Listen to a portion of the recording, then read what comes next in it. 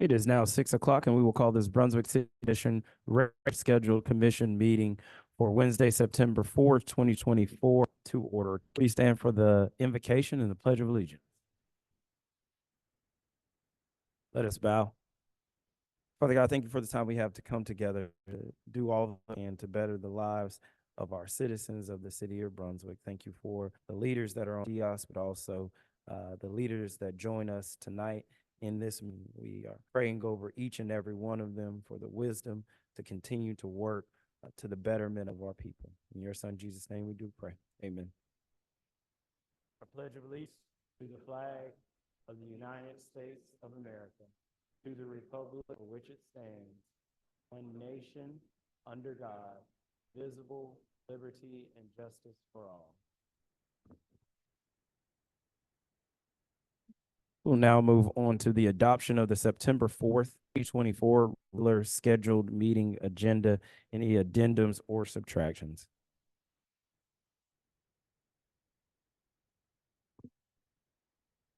None. We will open it for a motion. Before we open it for a motion, want to bring clarity to one number that we have here, number 5, with a petition for the mixed use city court work district. That will be hearing only, but it will remain on the agenda. Hearing no other addendums or subtractions, we will open for a motion. Mr. Mayor, I make a motion that we approve the agenda as presented. Hearing the first and the second, all those in favor show by the usual sign of aye. Aye. All those the same. Hearing none, the motion passes. We will now move on to public comment. Clerk Atkinson.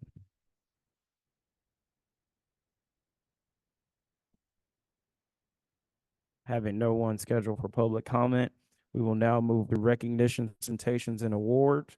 Proclamation presentation to Daniela Rodriguez and Eduardo Delgado, recognizing the month of December as National Hispanic Heritage Month.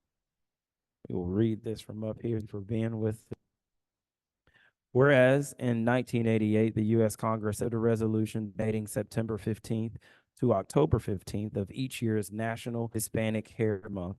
And whereas nearly 65 million people of Hispanic heritage live in the U.S., some descending from Spanish New World settlers predating the founding of America, and others from immigrants hailing from Mexico and Central America, Spain, and the Caribbean. And whereas the city of Brunswick celebrates the greater Hispanic community and the impact Hispanic Americans have in Brunswick. And whereas Latino Americans are a diverse group of every and color, contributions influence American food, culture, history, and civil rights. And whereas Latino Americans, like Doris Huerta, who to this day organizes her community and fighting labor rights in California, the Mendez family fighting for school segregation in Mendez versus Westminster, predating Brown versus the Board of Education, and Anya Sotomayor, the first Latina and third woman to serve the Supreme Court of the United States, is why we celebrate Hispanic Heritage Month. Therefore, I, H. Johnson, as mayor of the city of Brunswick, along with my fellow commissioners, do I recognize September 15th through October 15th as Hispanic Heritage Month in the city of Brunswick, and urge residents to celebrate the achievements of Hispanic Americans in our communities and abroad.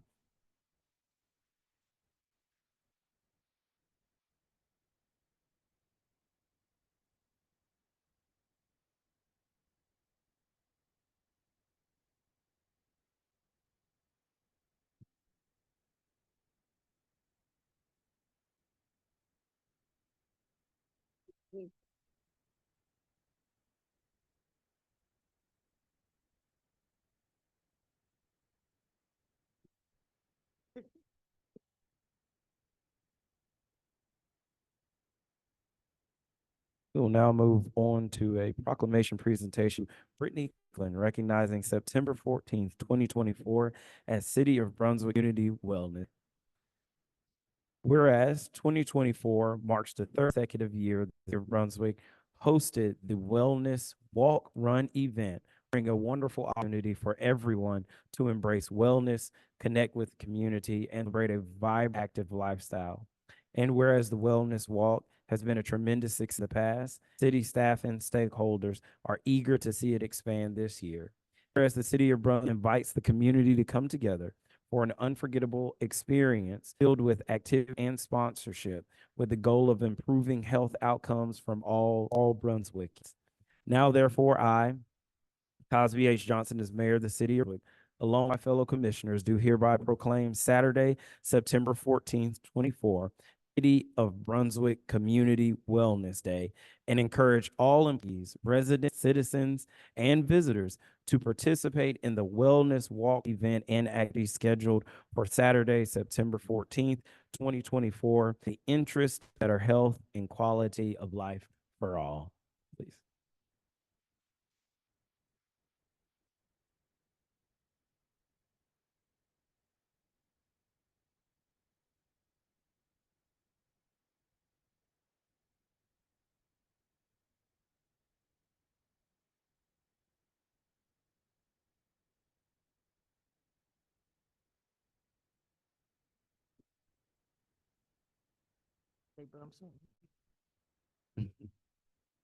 Right.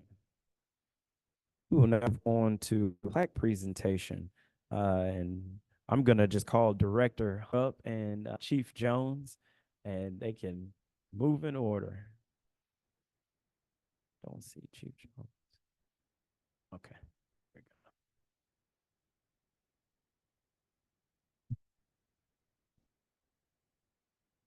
So I guess I get to start.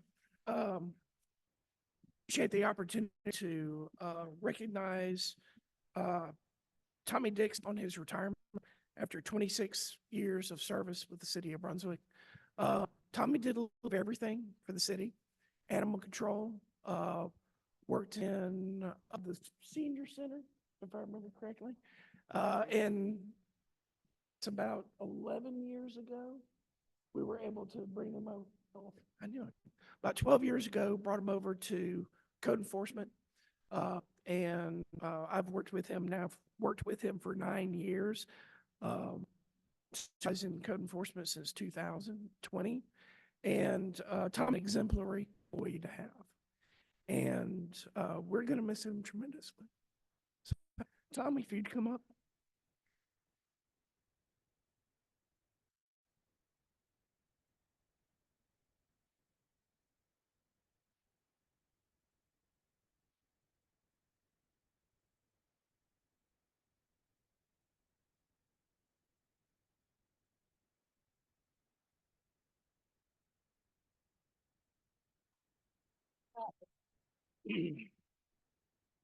Now, I had to get on to him for going incognito tonight. I worked with him for 9 years and I've never seen him without a beard.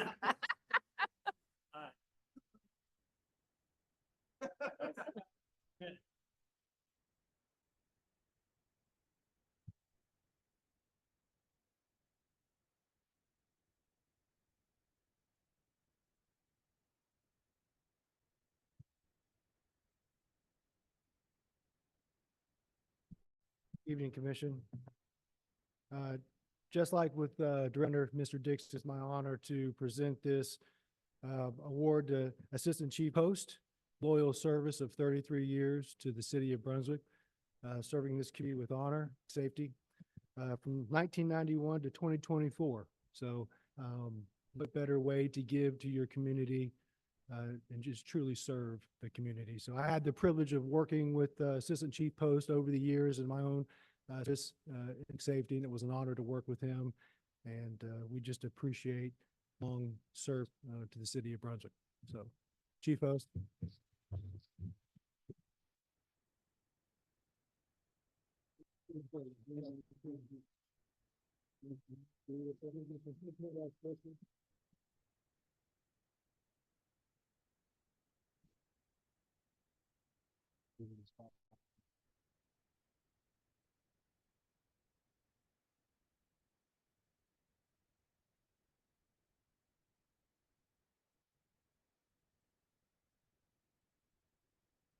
We thank you for your incredible service to our city. and we are deeply thankful for the sacrifice. So far before people end up calling us or calling staff, they see you all. And to have you all as the face and the voice, but also the commitment, caring that come from you both is really a testament to what it stands for. So I thank you both for your service to our city.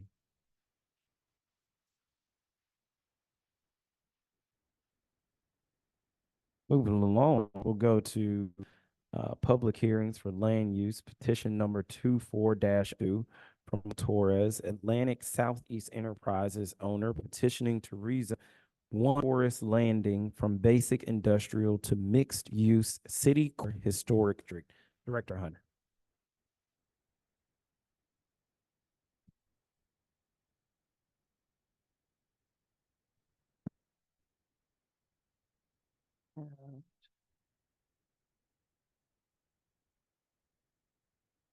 Give me 1 second. I'm trying to get my patient.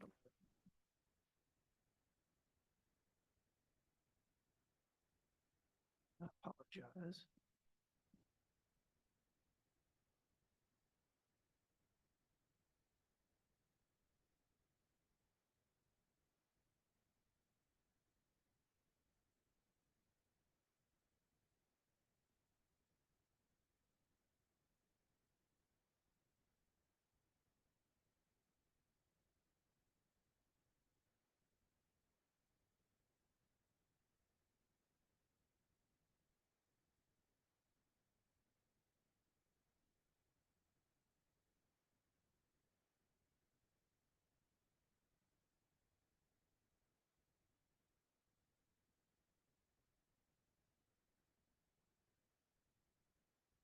Sorry, I am having some technical problems.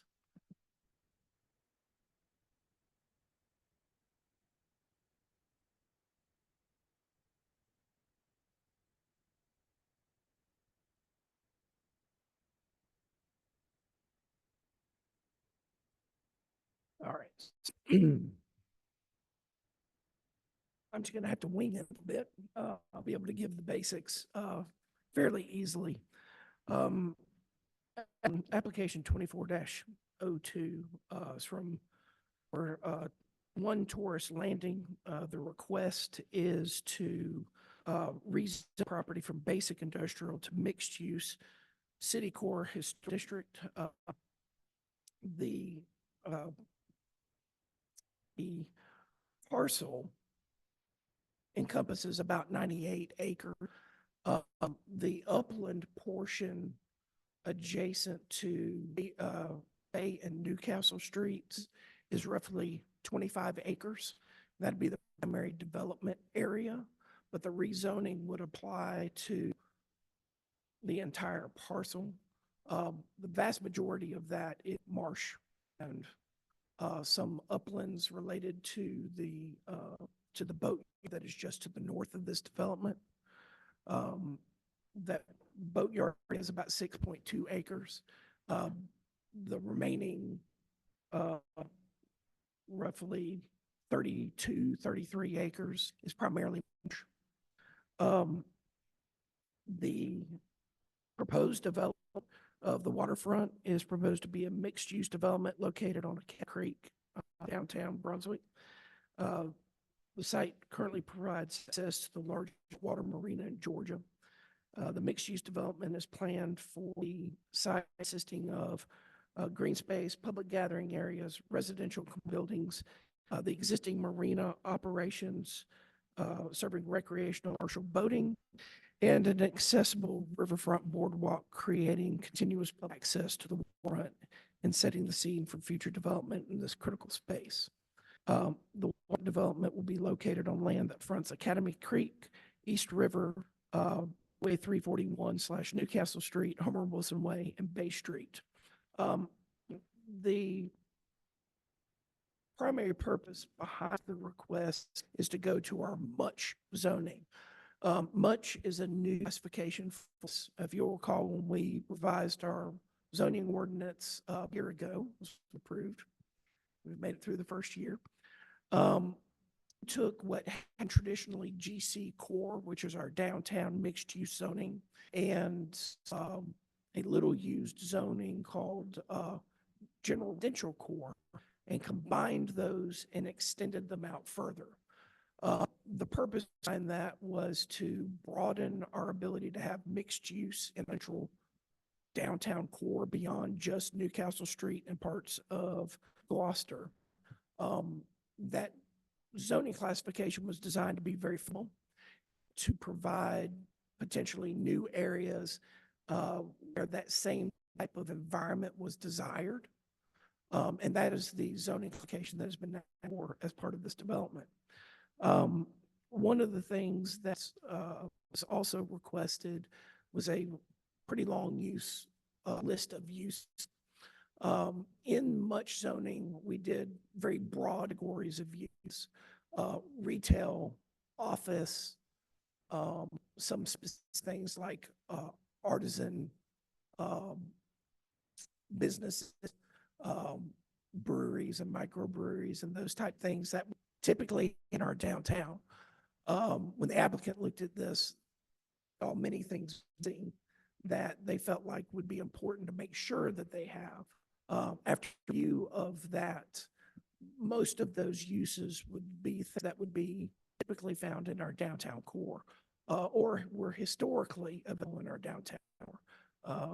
Even at one time, automobile dealerships were common in our downtown core. So none of those things were seen as being outside the bounds of what could populate a much district.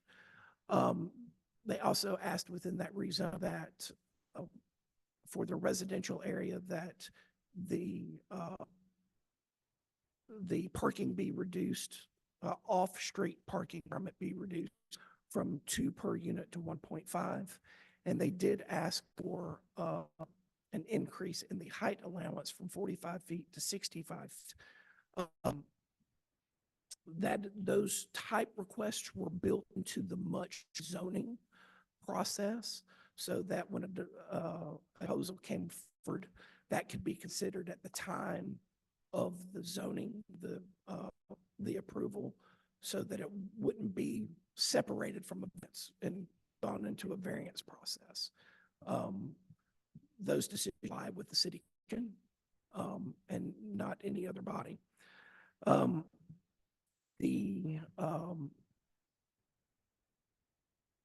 The project would involve a number of different opportunities for residential, commercial, and mixed use.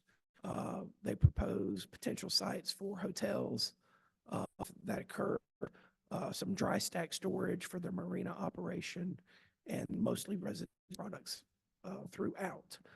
When we consider rezonings, the very first thing we look at is our comprehensive plan. And when we analyze the comprehensive plan, on multiple instances of where this type development, this particular area, align with our comprehensive plan, and not within our current comprehensive plan. Pretty much all of our comprehensive plans, since the state began the comprehensive plan process, and then going back into older development ideas, such as the urban redevelopment plan that was created when they redid the street and the front in the 1970s. This type of development was aimed as a part of that, so that it has been fully through the public's process. We have seen that the public has desired this type of development along Brunswick's front many times during the public processes over the last years. This did go to the an appeals commission at their August meeting. There was a public hearing held for this application.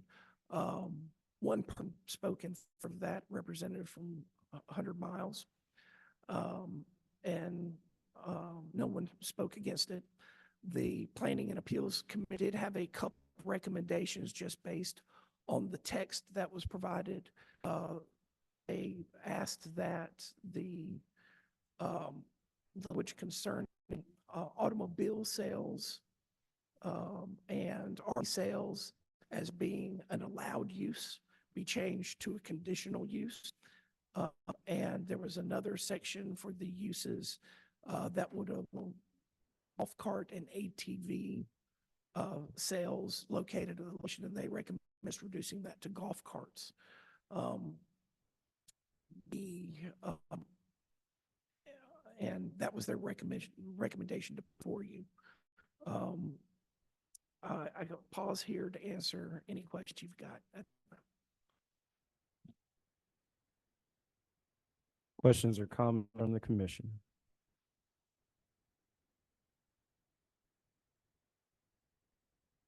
John, you were outlining the 9 acres or the 101 acres. You said 25 acres for this development.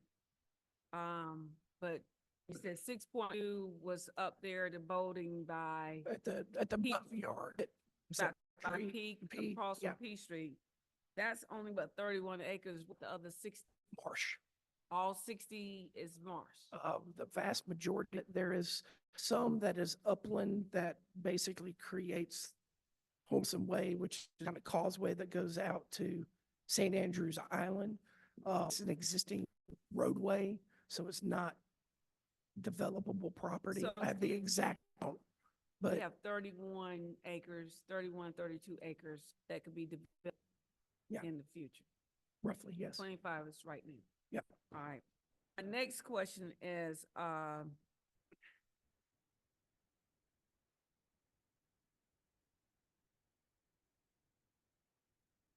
you tell me about the elevation that's over there, and you also explain why requesting for, this 5 feet. So I'll start with the elevations, an idea of how it changes throughout that area. The waterfront area roughly, for the majority of 25 acre is between 6 and 8 feet above sea level. So it's a fairly low area. It does elevate as you get back toward Newcastle Street. When you hit Newcastle Street, you're at about 10 feet. As you go north on the development closer to where the Cut Quick building is located now, elevations change there between 10 and 14 feet. Majority of it closer to 10, but there are a couple of rises that were, probably where there were old trees or something, and it's just built up over time. To give you an idea of how that compares to the surrounding area, the St. Andrews Court development, which is between this and Ross Park, it's around 10 to 11 feet above sea. The Oglethorpe block ranges from about 11 feet down at Street up to 16 feet at Newcastle Street. And then Newcastle Street itself varies between 10 and 11 feet. So it obviously slopes down from the Oglethorpe block down to the front, kind of down from the Cut Quick building into, I guess, Cali. What's the highest building nearest that 25 feet in the downtown area? So the tallest building in town, tallest buildings that I could estimate, because unfortunately I don't have plans on them, would be the 777 Gloucester building, the Morgan & Morgan building right next to Saul, is somewhere between 40 and 45 feet based on the estimate I did today. And the Pate building, it is about 5 feet as well. As to why they would want height change, the reason would be, I think, for and the applicants answer this better than I am, but the dry stack storage facility for it to be able to meet its needs from a functionality standpoint, that 12 feet would be better for that operation. line into the existing zoning in industrial, there is no height restriction. So anything that could have been built on that property prior to this could have been as tall as Georgia Pacific or any other industrial facility that had been in the area. So that's where we get variation in height. Something else to keep in consideration well, and I may play into this, and I don't know the applicant's familiar with our height ordinance. The measurement of our height begins at 12 feet. So anything that's built, you don't start measuring that until you get to that 12-foot mark. The reason for that is because the intent is not to penalize somebody for elevation requirements. So if you're at grade 6 feet, our code is going to require that you come up to 12, actually, depending on where you are, it could be 10, could be 11, could be 12, plus 1 foot of that before you have your structure for your, so it is feasible that in areas of the city, and with this over at River, it's some that they start measuring 12 feet above sea level, and they're at an elevation of 6 feet, and then you stack your height requirement on that. So you could conceivably have buildings above grade taller than that 45-foot height requirement. That's not new in our ordinance. That goes back into, I believe, into the 1980s with our ordinances. So So, Ms. one Hunter, thing to keep so, in Ms. mind. I understand what you're saying, but listening to what you're, Yes, mulch is 45 feet. We cannot penalize them for the job. So automatically, that's 45 and That would- 12 is 57. And so you give depend- it, so yeah, that's right. therefore, So, and that's why, there's, based that's- on that information you just said, because they are going to be given allowances, there isn't any reason why there should be a height of 65. so, and that was the exact step I was about to get to, was that if we start at 12 feet and the elevation there is 6, first 6 feet is not going to count against them. So you. 6 nor 12, that's already 18. So it's between, I'm trying to, basically you could have a roughly 51, 53-foot building at that waterfront. So that's what you caught on exactly to where I was going with that, of the building height already starts to stack up above the 45-foot right there without having a change to ordinance. Correct. Yes, Okay, that's why I want to make sure. Okay. yes, thank that's you. where I was going. So is it 12 or is it 30? It's 12. Yeah, we have an additional storm flood prevention ordinance that wherever finished floor elevation has to be to get above the flood zone you're in, because not every flood zone takes you to have that 12 feet. Okay, so since we're not dealing with air flood zone. Right. let's deal with- In this case, we start measuring from a met standpoint, we at 12. So if this were, say that dry storage was a habitable building, their first floor per house, say it was a house, we'll just go to that. If it was a house, the bottom of the floor joist would have to be above 13 feet. So penalized 1 foot above that 12. But in something more of an open buildings, the dry stack storage, there wouldn't be that penalty because it's not a habitable building. Yeah. So why are we, for me, because this rest is predicated upon development that's being requested. For me, I want to see just the rezoning and then I don't want any convolution from the development into the rezone. Yeah. I just want to deal with specifically rezoning.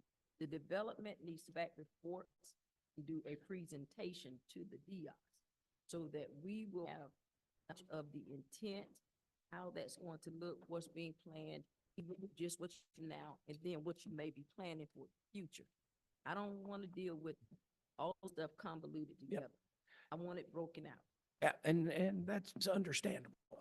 There were, now, one thing to keep in mind is zone about use. So what we are primarily looking at are the uses that go to this location. Those couple of other options were built in there, to try to get a little bit more definition of what future needs. Obviously it was built in there that it was still this body's decision to make. So ultimately, the developer would have an understanding of what their boundaries are and things within the boundaries they're able to take off and do. If they have a specific request, they would just come back for a variance, just like a normal process that you see outside of the much zoning. I think the difference might be that because it is in that much district and you've got built back in, that we wouldn't necessarily apply the same type of a hardship requirement that typical variance requires, if that makes sense. It's more about, does this fit for the development than it is, I can't make it on a 5-foot setback or something like that. Okay. And so that's hiccup for, Yeah. my hiccup is we need to deal with the two separate. You can see that. So, because as we can see, from reading the information from our comprehensive, the rezoning is pretty much inapplicable. Pretty much applicable. We want to get it from industry Yes. over to the much, but I don't want to deal with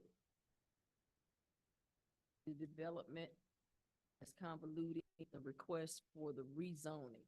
Let's do the rezoning, see how that, then there's a proper perspective process that we should be patient of. Yes. Any additional questions or comments? Hearing none, we'll open it for the comment. Mr. Torres.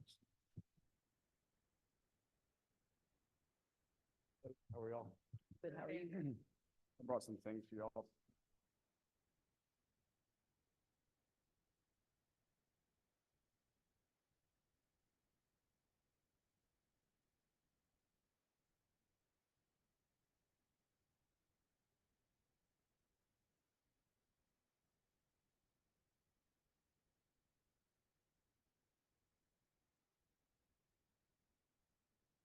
So this, see, that's, everyone's familiar with the property. We started building the marina, we started permits for the marina, in the early 80s. My grandfather spent 10 years dealing with the Army Corps of Engineers and Department of Natural Resources before we were allowed to build built the first dock in 1991. And since then, we've built more docks every 2 years until now we're the largest saltwater marina in Georgia. Brunswick is home to us. We've been here for generations, and we are very happy to be able to call Brunswick's the home marina. It's been 3 best marina in the country awards, which is fantastic for a tiny town in Southeast Georgia.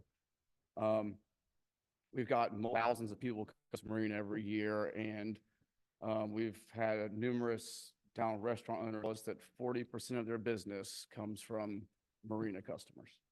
We'd like that base. We'd like to bring more people to downtown with housing, with a boardwalk, and with commercial development. The first element of this is going to be the dry stack storage facility.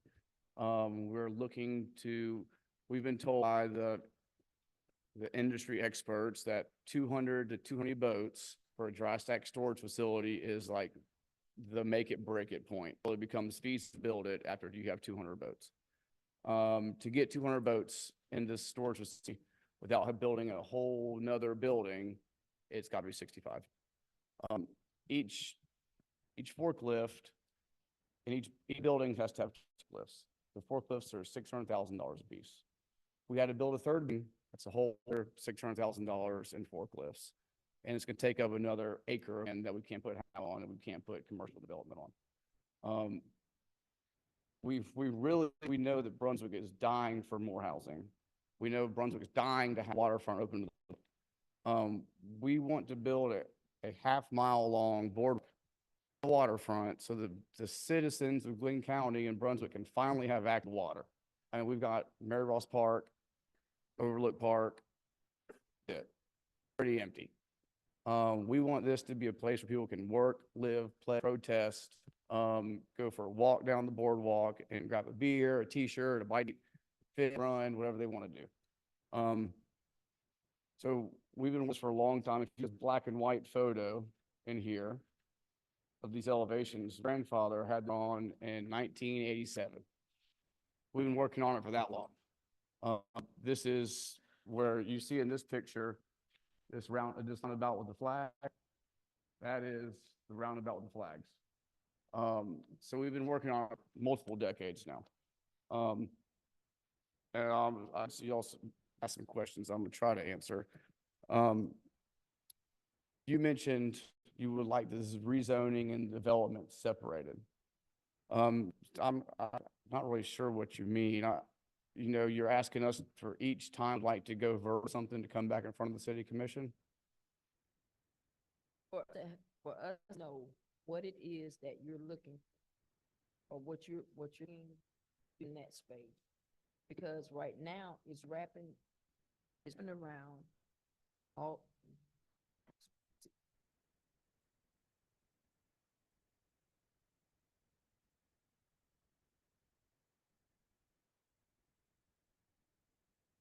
Okay, so it's wrapped to it, parking, and it's wrapping into it the 65 feet building. So you're saying now that you're not planning to. No, Miss Man, we are. The dry stack's got to be 65 feet tall or feasible. Okay, so that's where you're saying the 200 to 220. Yes, ma'am. That it would take the 65-foot building. Yes, ma'am. Okay. So are you counting from the elevation point? that John This is just how building is. I don't know the whole land thing. I didn't know anything about that. This is how tall bottom of the building would be, top of the building. Wherever that may be in the elevation of the land, I don't know, but the building, it's got to have so many racks high, which is 5 racks high. Each boat, so many per rack. And so it's just the building, if it's on a 5-foot grade or it's on a foot grade. I don't know how that works in the city plans, but we need the building itself to have 65 feet inside it to stack boats in. Okay, so that's what I don't want to have to make a decision on the rezone. If we're gonna rezone it much, we're gonna cut it dry. The 60-foot building, all of that other stuff, let's place that over here. So we can look at how this is really gonna look. Based upon what John is saying, but you're saying that now that won't come into play? Because I'm looking from the front from got now.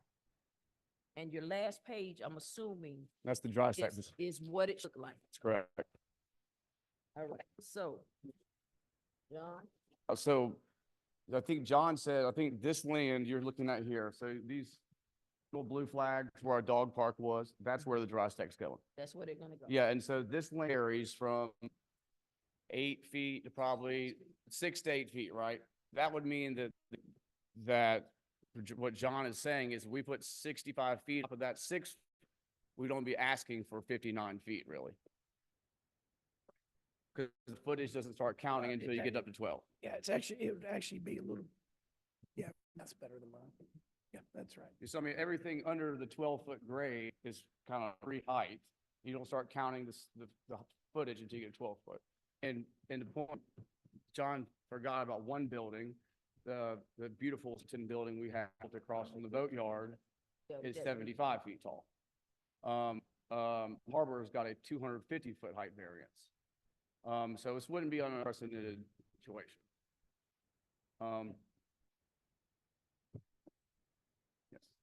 Yes. Mr. Torres? Yes, I ma'am. just have to reiterate what, Pro Temp said. We really want it separate. We wanted to have the zoning, deal with the mulch, and then come back and deal with the development. Yes, you are planning, now you're telling me where you're gonna put your dry dock, okay? So I was looking at these plans, you're gonna have the basic wets, or what do you, Those today. Oh, today, okay? Yeah. And then you're gonna add the dry dock. yes, ma'am. Okay, but we are prepared, well, I'm not saying we want to deal with the mulch and then deal with the development piece. I'm still not sure which part of the rezoning you want me to take out. Because we want, even though this is more of a conceptual plan and your plans can change, okay? And we want more of a reality, close to the reality, than just say, this is where we want it to, because it's gonna happen and you may not develop it right at that time. I can't hear. This is Darren Peach. He's the Yes. president of Marina, by the way. Speaking to me, please.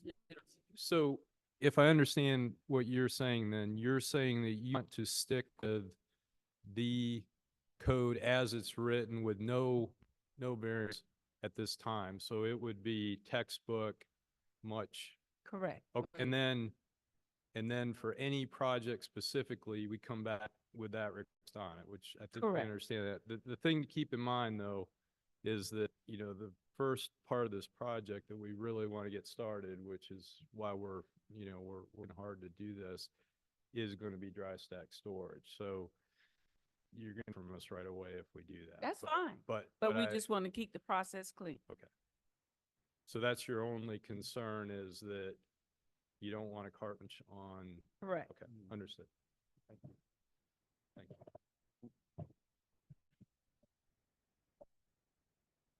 And it's not that we're saying, forget this or that. We want to process this. We I just want to clean up, because whatever we do here, and you talked about precedences, we're gonna be precedent. So we got to make sure that we have our processes in place for us, because until we got this on the agenda, Mhm. I hadn't seen you. And to address that, before this was scheduled to go to planning and appeals, I asked Mr. Hunter if I could meet with the appeals committee and to address any comments, concerns, suggestions that they had. He said, Mr. Corey, told him that I was not allowed to do that. Also, I was not allowed to reach out to the city commission. Period. We could not talk to y'all before today. And then now I'm told that because I didn't talk to you today, that y'all are caught surprised by this. I tried. I talked to Regina, talked to Mr. Cole, I talked to Mr. Hunter, and I was told I couldn't do it. So they're getting some messages here.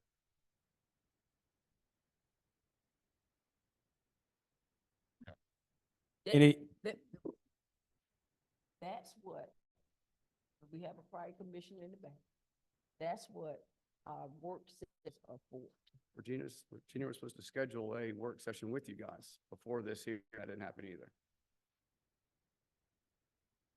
We've really tried to do it by the book. And I can tell you, I'm not real comfortable going to a much zoning without any assurances that what we'd like to do is going to be approved. If that's the case, we're just going to go with the planned development zoning.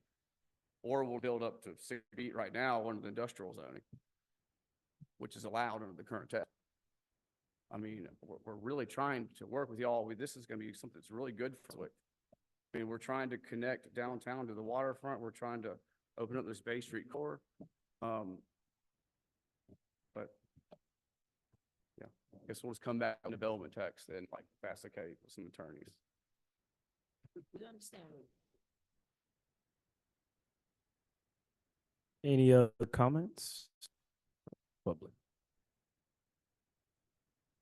Yeah, I think the only thing we wanted to highlight, and it did, you know, if any of you did see our comments that were published in the newspaper, you know, this is not something that's going to happen immediately. There's certain aspects of it that we want to get started on right away. I mean, we basically have a marina where, you know, the marina's full. We have an opportunity to expand this and bring more people to downtown Brunswick, which is what we want to do. And that's why the stack storage is extremely important. So whatever we can do to kind of move forward with part of it, and that, you know, without a lot of extra time and discussion on it, that would be helpful. And maybe we do need to revisit this, discuss for how we can, you know, move that forward. But the other part of that is, you know, there's certain aspects of it that we really want to do that are going to benefit the public. The boardwalk is a big piece of it, bringing more people, expanding downtown Brunswick and adding the dimension waterfront to downtown Brunswick, because really right now, Mary Ross Park is the only that's pub on the waterfront. So, you know, anything that we do to convince this is for the benefit of the people of Brunswick and our community and anyone that wants to visit us, that is certainly our intention. But I do think that, you know, as Michael pointed out, you know, the last thing we want to do is we've got a lot of money into the engineering and get started on this. And the last thing we want to do is have these great plans. And then we go in front of you again, you say, you know what, we're going to stick with 45 feet. That's the maximum go on this. That would be a problem, because at that point we're spending a lot of money and a lot of effort, and then we have to basically change everything on it. So I would just ask to keep that in mind when we're doing this. And I think just the one last thing that we want to highlight here, I've worked with the Torres family and the organization since 2019. I've lived in this community since the mid-'80s, but you know, that piece of land where the Torres family acquired it was largely an industrial waste, with the exception of a business that was going bankrupt, which was Cut Quick at the time. Mr. Torres brought that business back. He acquired land. The family has really improved it. And every week work to improve marina. And it continues to, you know, to get better and better and fit everyone in the community. And that's the spirit that we bring to this project. So please know, we want to be something that everyone's proud of, and there's no to do anything other than that. So that's all I would ask. Thank you. Petrie, I have a question. Peach, I'm sorry. Yeah, no, you're good. You mentioned, what is your timeline? I know you're talking about the dry dock, but what the timeline for is the boardwalk and all the other use, the condos is, I mean, because it, like you did say, it's not going to happen immediately, but. Yeah. No, that's a good question, Commissioner. I think the thing to keep in mind is, you know, everything is governed by not only, you know, your approval and other organizations, you've got permits and everything involved, and it's lengthy to do that. We estimate that just to get the permit to do the dry stack storage, you're looking at a year, 2 years, you know, to do that once you have largely the engineering completed on it. But you know, ideally what we'd like to see is the boardwalk starting and some of the build along the waterfront there in the next 5 years. And then, so you're adding that public dimension quickly so that, you know, you have commercial space available. And as we've also said, is the last thing we want to do is take away from the businesses that are currently, you know, coming to downtown Brunswick, and we do have still space available businesses. So we want that to be strong, and then add to that, to the property by the marina. We're not pulling away. The last thing we want to do is pull away from the downtown historic area of Brunswick. We feel like we're quite ready to start adding everything we want to do, but I think from now over the next 15 to 20 years, that's really the time frame that we're thinking about here. And realistically, you know, just thinking about all of the approvals have to happen, the amount of money we're talking about, which is in the hundreds of millions of dollars, it just, it takes time. But I think, now we all see the good work you're doing to help us get this city to where we all, feel really good about, and that's the process of continuing that. So but I think 15 to 20-year time frame. But the board, sooner is better. Of course, we want support from the county and the city on, help, because that's a major project. If you look at Beaufort and some of the other coastal cities have done things like this, I mean, it becomes not just a private developer. It's just that have to be involved. And I promise you, this is my last tonight. But what about what's the timeline for the dry dock? You said Dry storage? Well, we want to get started on that as soon as possible. I just know that, as soon as we know what our parameters are, what our restrictions are, and finalize the design for that. And then we can get the permit applicants in and hopefully get approval for that so we can get started. So as possible, right? I would say the DNR and Army Corps of Engineer firm make 9 to 12 months. That's the very first step. You gotta get approval from the state and feds. After that, it can probably take another 9 to 12 months. So I'd say 2 years from the date we 65-foot allowance, we're gonna fill that thing up with boats and have an extra 200 bodies down. I just, to make sure, this is just us reviewing this. This is us consuming and trying to get some questions answered. There's no vote taken. So don't be disheartened in the questions that we're asking and the concerns that we have.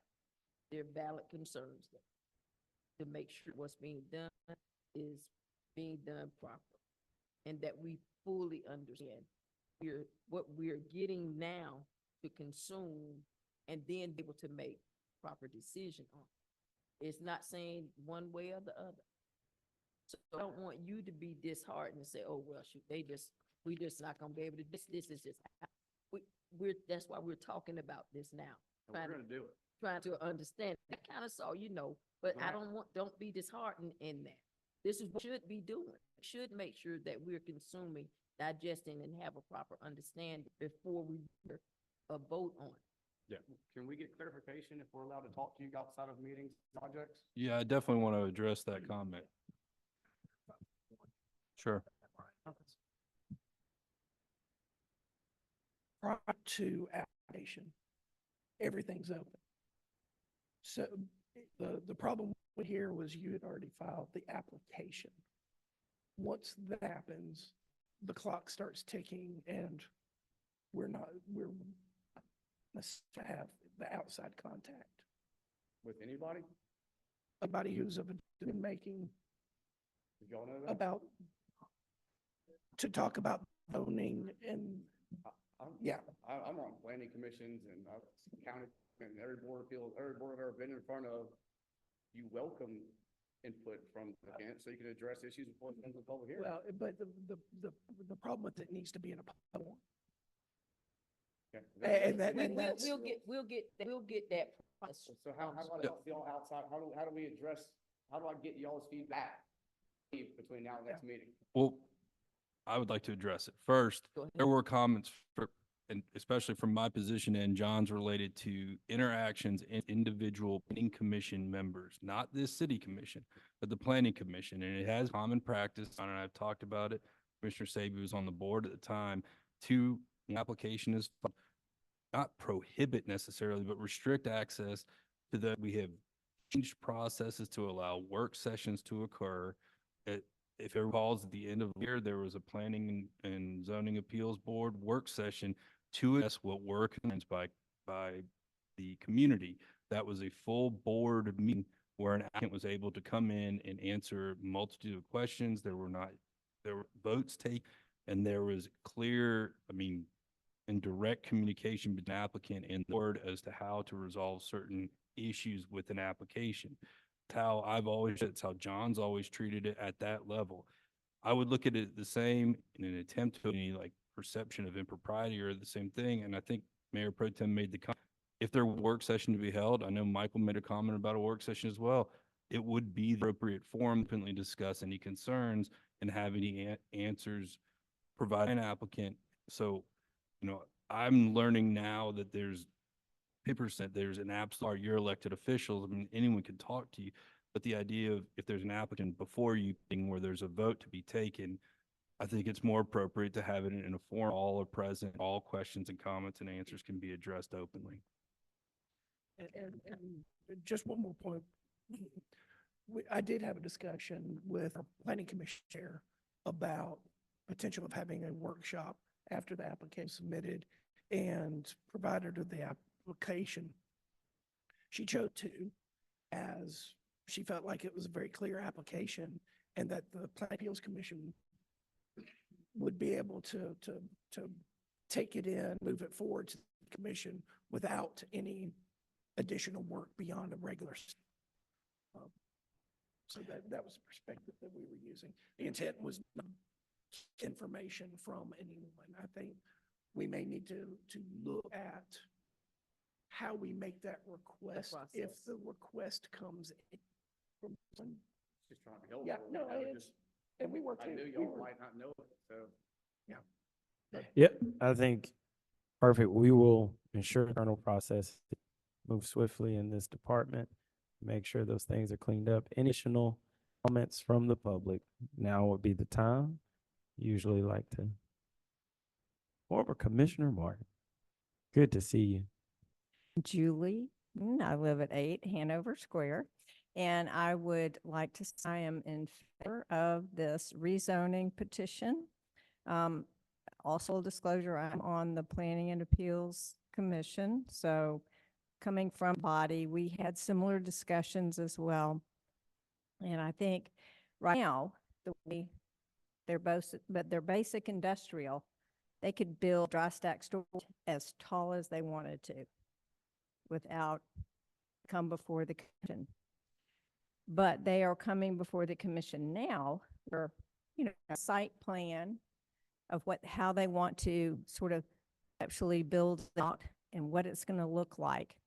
And these are homegrown folks, these are generational people here that have heart for this community, as all of us do. I mean, if you've lived here for 50 or more years, we've been waiting for redevelopment along our water.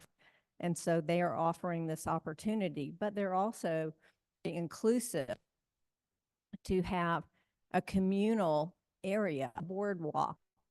We've all been waiting for that as well. So hopefully that'll be that connectivity between Mary Ross Park all the way through to Homer Wilson Way at the north end of that whole waterfront area. So again, I'm in favor. I think that this overall plan is very inclusive of the city. It's dealing with a population of people at the marina that, if I'm wrong, but during the off season, there's about 200 people in that population. And during the season, which is actually hurricane season, they come and, park and are here. And that's wells to a population of about 500 people. So it's not insignificant. Those are people, while they not pay ad valorem tax, they are eating and consuming and buying and spending time within our community. So they're very much part of our population. So hopefully, I think if this rezoning is approved, then they can start to move along with what they want to, but still come back with their more robust site plan of exactly what they want to get approval for that. Thank you for your time. Thank you. Any additional comments from the public? We'll leave it open for about 20 seconds. Yes, ma'am. Come on to the, if you're ready. Hi, Mary Helen Turner, 917 Egmont Street. I was one of those people who was living there on a boat, my husband and I, and it's a fabulous marina, a wonderful community. It's the reason why my husband and I decided to retire to Brunswick was because of the marina and the community there. and we've moved into the historic district and are part of that wonderful community there. I hope things will move forward for these folks. Clearly, if these plans have been by his grandfather, then they have thought about them, and they aren't going to change too much. So that thing, I just hope that this thing will go well. Thank you. Thank you so much. Any additional comments? Again, we will leave it open for about 20 seconds.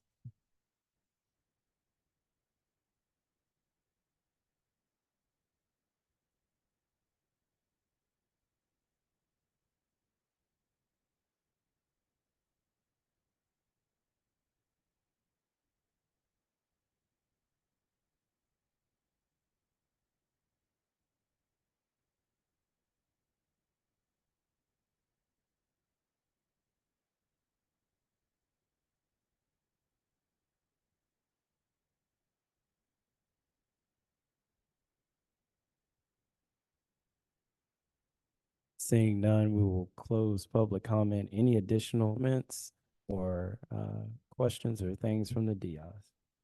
Yeah, Mr. Mayor, a couple questions for staff. So I'll first start by saying it, obviously I think we're in consensus that we don't want to see this reused for continued industrial use. So I think any rezoning away from that is a step in direction.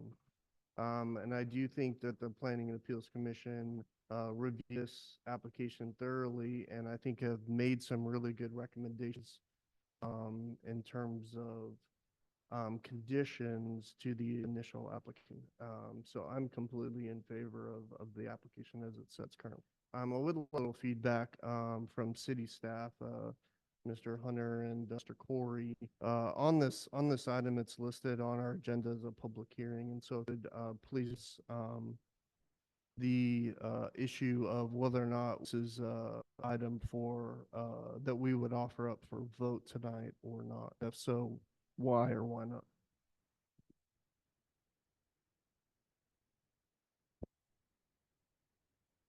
It is, I do, it was advertised as a hearing and for a vote. I do believe it was advertised as a vote item. I understand the comments made at the beginning of the meeting, but it is was placed on, I thought, the agenda for that purpose. So I do think that to be some action taken, whether it be a deferral, if that is the commission, or a vote for approval or denial. Agreed.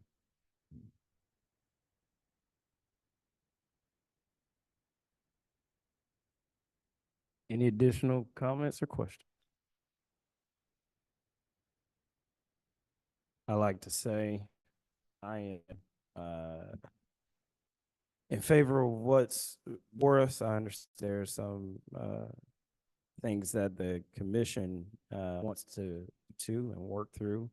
I am always of the thought, and I have this commission work diligently, not only with the Torres family and projects that they've done, but with other developers throughout our community to, in a smooth and transparent way, try to get all of the facts and understanding so that each member of this commission can fully be eligible when they make a vote. It would seem to me at this time, there are still some fairly serious questions that are intrinsic to what we would need to approve this, especially hearing from the developer that the first phase of this project has to deal with the 65-foot variance that seems to be in question for at least a few commissioners here. It would seem to me that there is additional conversation that needs to be had to bring that some kind of consensus. And I would hope that the commission takes that to render a smart decision. Again, I know the work that the developer done. I know the work this commission and this city as a whole has done bring development to town, but especially to our waterfront. Public access to our waterfront, thing that we've been working on for a while. This seems to provide modicum of that, which is highly important to us as we continue to have a vision for what this will be. So with that, I will open a motion. I just was going to point out, code section that's applicable here is 23, 26, 18, actions by the governing body with the city commission. It does enumerate the options you'd have once you were at this position. Approve the application with conditions, deny the proposed, table the proposal for consideration at its next scheduled meeting, refer application back to the Appeals Commission, refer the application back to the Planning and Appeals Commission for further consideration without the requirement to hold public hearings and provide notice thereof. So, wanted to lay those out. I know it was a question from Commissioner Seavey. Having read, we will open it for a motion.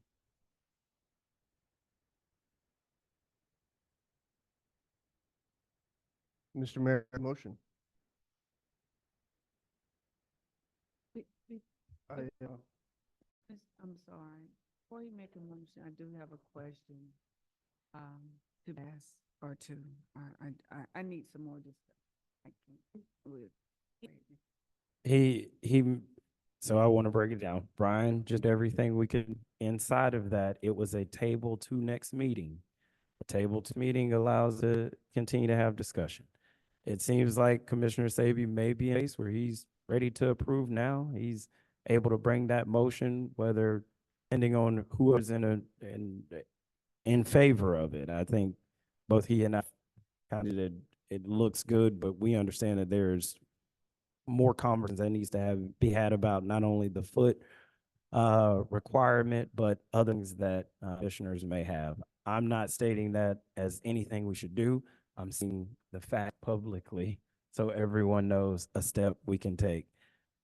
Lance has said there is a motion. Once he puts forward a motion, he can put that out there. If it is not seconded, the motion dies, then open for another. And so, Commissioner Sabey, are you still open for a motion, or do you want to wait?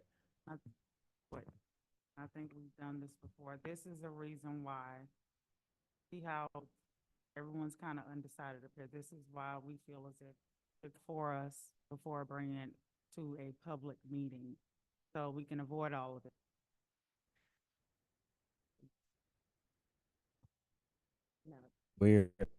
And just like everyone else said, I'm in favor of it. You know, think it'll be an amazing thing for our city, but these are why we want things to come before a public meeting, so that we don't spend it's like 45 minutes on one agenda item.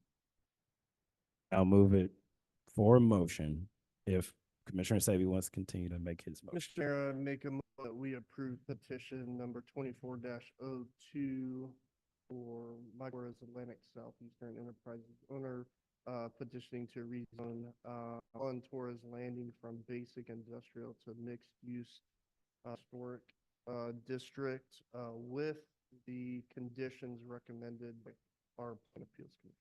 Here in the first, do I hear a second?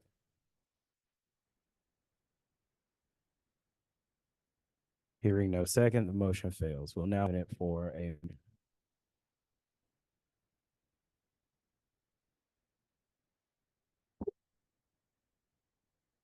Brian, give us again. Because I would like the opportunity to have the opportunity for them to actually do their presentation to us, so that we be fully abreast and apprised of how you all plan to go through how this looks. And we won't have to sit here for this. So the A through F provides the options and take, now that in a public hearing met, approve the application as submitted by ordinance, approve the applicant with conditions, deny the proposal, which shall not require a second reading, table the proposal for consideration at its next scheduled meeting, refer the application to the Planning Commission with a requirement of public hearing, refer it back to the Planning and Appeals Commission out the requirement for a public hearing. I would say this too, that table the proposal for consideration at its next meeting, there's nothing prohibiting in between now and then from having a workshop where everyone can, of course, ask the applicant whatever questions they want to ask and get whatever answers they want to. That's what I would like to do, because I don't want it I don't want anything to go any other direction. We just want to make sure that we have that understanding. You put that forward as a motion? Put that forward as, The motion is before us to table until the next meeting. Do I have a second? Hearing a first and a second, all those in favor show by the sign of aye. aye. Aye. All those opposed? Aye. Opposed is logged. The motion passed. Thank you, guys. We can get something set up. We will now on to number 6, consider approval of August 21st, 2024 regular scheduled meeting minutes. City Clerk Atkinson, any changes? Any addendums or subtractions from us? Hearing none, we'll look for a motion. Motion to, go ahead. Go ahead. Got it. Motion to approve the August 21st, 2024 regular meeting minute. Hearing the first or second? Second. Hearing the first and second, all those show by the sign of aye. Aye. All those opposed, the same. Hearing none, the motion passes. We'll now move on. Number 7, consider approval of Georgia Outdoor Stewardship Program Grant Resolution to support grant application. Director.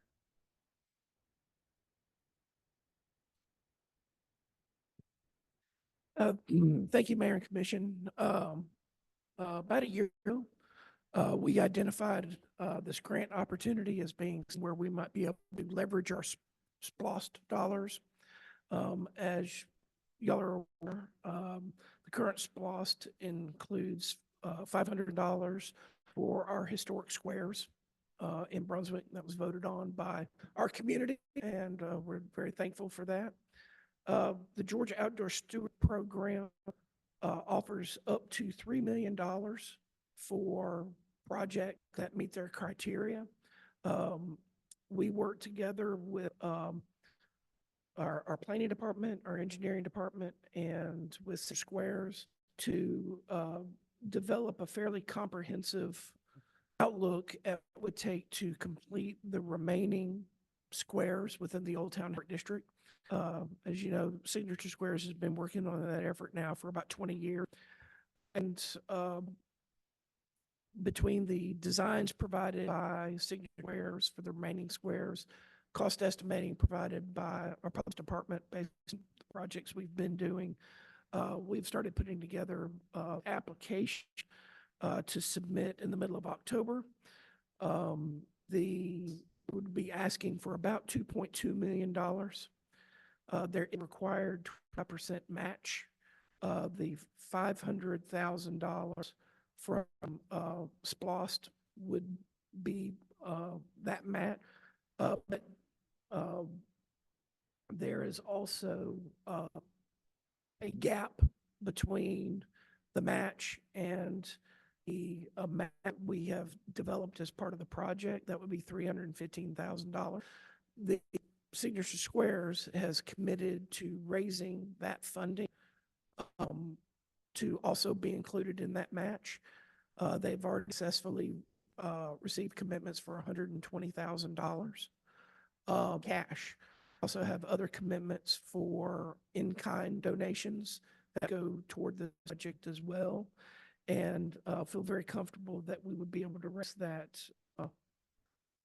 remaining funding over the course of this project. The process for the Georgia Outdoor Stewardship Program is that we submit a pre-application, which is actually almost a complete application, to DNR in the middle of October. Then score it, invite the next level applicants back for a final application that would take place after the first of the year. Then they would notify awardees in the summer of 2025. We'd have 24 months complete the project, and as part of that application, you're required to approve a resolution showing the city's support for this project. And that's what we brought forth to you to consider this evening. We do have Julie Martin with us, the founder of Signature Squares. Can't answer any other specific questions you have. But we're excited about this opportunity and believe that we have a very good grant application that we'll be able to submit this year. Or questions or comment? Just one question. John, what is estimated reach from the city? $500,000. $5,000? Yes, that is monies that are part of the SPLOST that were specifically designated for historic squares. And so, just to comment, we reviewed this in, the finance committee. Yes, ma'am. Meeting, and, we did say, okay, for it to move before the DI. Yes. So finance committee is in tune with it. You were going to one thing just to see how the 500,000 could be broken down in kind of that, how. And that is a possibility. So as y'all know, as we these projects, many different ways over the years, in kind is always an option for us. And we've got a lot of different opportunities where there are certain things, like if we commit city staff to do something, that counts toward match. If we're able to get wholesalers to donate to us, that's as match. So it's all, it's all part of the game. Any additional questions or comments? Seeing none, we'll open it for a motion.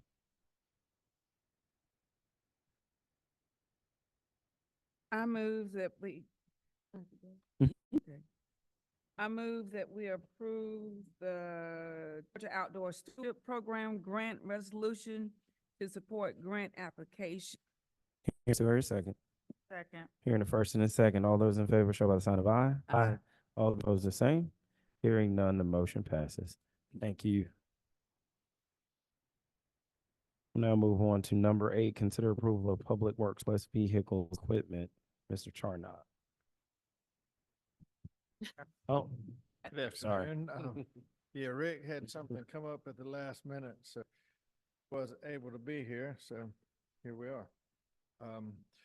This is a list of surplus vehicles. We go through the process a couple of times a year, for, old worn vehicles, and equipment that are not functional anymore. So, this list includes, looks like about a dozen vehicles here, which kind of fit that category. We're ready to put them up for auction. Rick will, if approved, Rick will this and take this, put it on the auction site. People will be able to bid on it, and then, we'll get a bit of money and, get these equipment off of our yard and, kind of move forward. So, I believe this was discussed at the finance meeting last, meeting. So we're just asking for approval to surplus these and move forward the sale. Thank you. Any additional comments or questions? Seeing none, we'll open it for a motion.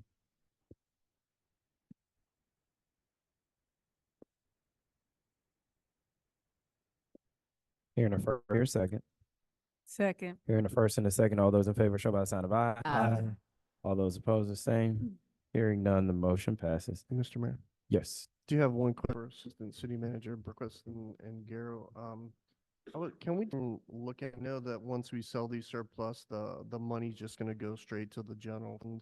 I'll to do a little background and see if there's potential to keep this money in public works to reinvest. And same thing as we auction off department stuff and equipment as well. Be nice to kind of be able to keep those funds we invested already in that equipment to be able to roll it back into something. That'd be great. Wonderful. Director Albertson. We'll now move on to number 10, approval of contract with Curb and Gutters Professionals Incorporated for permeable paved construction at Fire Station Number 1 and Goodyear Park. Okay. Oh, I'm sorry. I apologize. I skipped. Consider approval of Georgia Environmental Protection Division Grant Extension Agreement. I apologize. Okay, that's all right. Yes, you may remember in 2021, we applied and got a from the Georgia EPD for installation of green infrastructure and low impact development features or site. We're going, the scope of the project includes 3 sites at Liberty Park, at Fire Station Number 1, and Goodyear Park. The Liberty Ship Park site included a parking area at the end of the bridge at the parking area, installation of a couple fire retention or planted areas around the storm drain inlets. Then Fire Station Number 1 includes creation of a parking area or paving of a parking area between Fire Station and the building to the east. And then Goodyear Park includes creation of parking areas or paving of parking areas, the east and west sides of the park to kind of help with the increased traffic we're going to see over there because of the amenities, that added park. In the scope of the most of the work at Liberty Ship Park was set up to be in-kind service, which would go to our match for the grant, and the Fire Station 1 and the Goodyear Park would be funded through grant funding. That grant agreement included $293,000 in grant funding at the 40% local match requirement. So through the design process, and actually the work or the parking area at Liberty Park has all been installed. We're waiting on GDOT approval for the planting areas at the Ship Park. But we have the parking areas at the Fire Station Park design. We'll put those out to bid, and the pricing came much higher than we were anticipating and much higher than we had funding for. We went back to EPD, explained the situation to them. They said, an additional amount of money that they could give us, which was an additional $107,000.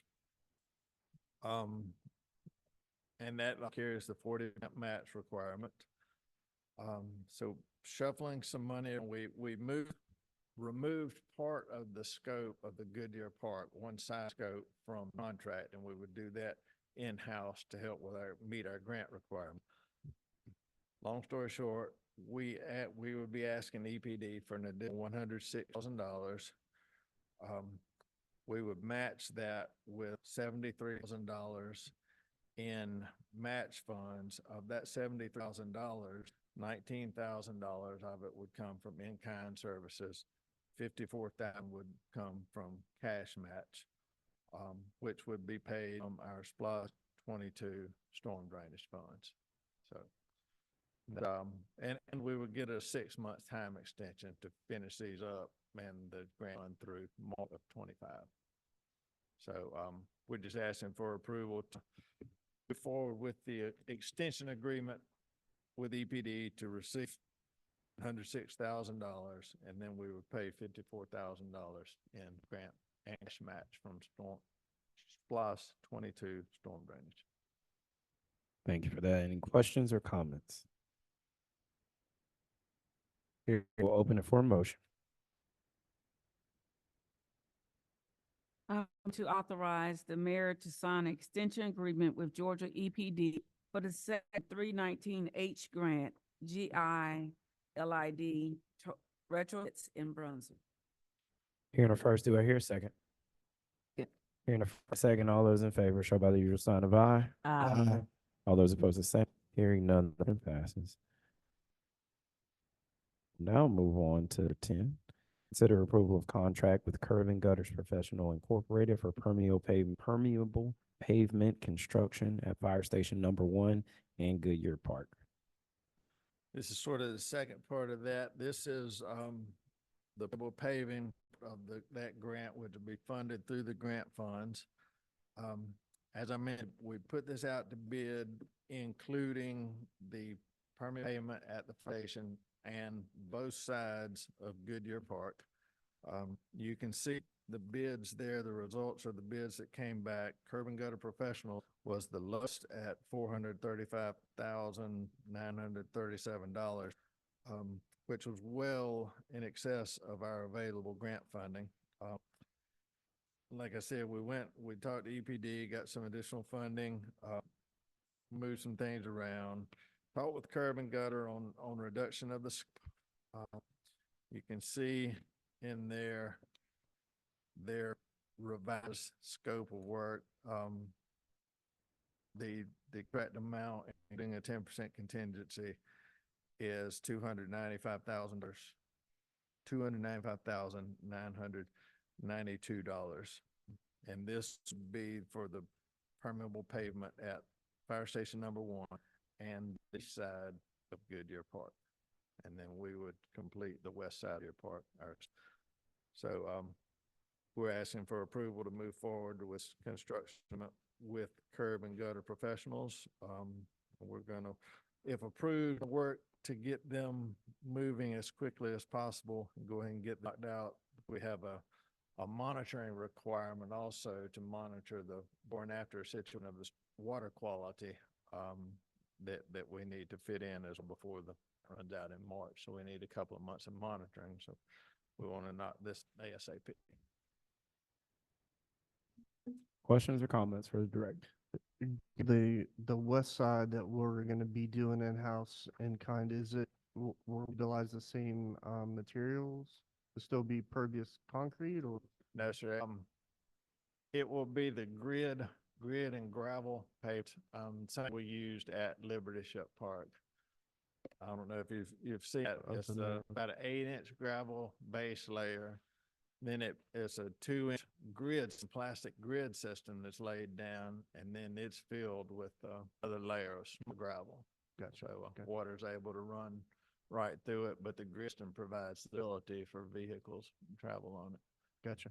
And then, this contract where the concrete, the pervious concrete, so that's a 6 concrete will be. slab, basically, not the, pervious brick. It will Okay. be in place, permeable concrete, pervious concrete, so there's no void there, so water through it Okay. as well. Perfect. Thank you. Just want to make sure, just verify, Curb and Gutter, aren't they working on another bus? They're working on the MLK Altama Trail over here, and we met with them last week about getting started. We're hopeful they'll start over there on, so we're anxious to get that moving and move ahead there. Any additional questions or comments? Hearing none, been for a motion. I move that we authorize the mayor to sign contract with Curb and Gutter Professionals in the amount of $296,000 permeable pavement construction at Fire Station number 1 in Goodyear Park, associated with the Georgia EPD 319 grant for GI LID retrofits in Brunswick. Hearing the first, do I hear a second? Hearing the first, and all those in favor show by the usual sign of aye. Aye. All those opposed, the same. Hearing none, motion passes. City Attorney, anything for executive session? We have none for executive session. With that, we will open it for a motion to adjourn. Wait a minute. Motion I to want- adjourn. Hold on, back. Sorry. Point of privilege, I would like to update at our next meeting, the update event permit process and update from Economic Development Department. With that, we will open it for a motion to adjourn. Motion to adjourn. Hearing the first, do I hear? Hearing the first and the second, all those in favor show by the usual sign of aye. Aye. All those the same, hearing none, the motion passes. We are adjourned.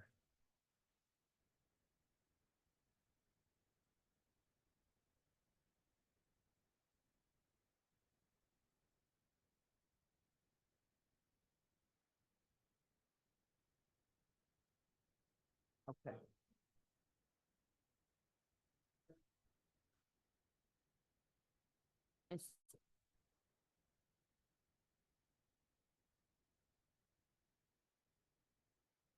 Okay, well, we definitely, because I didn't know anyone.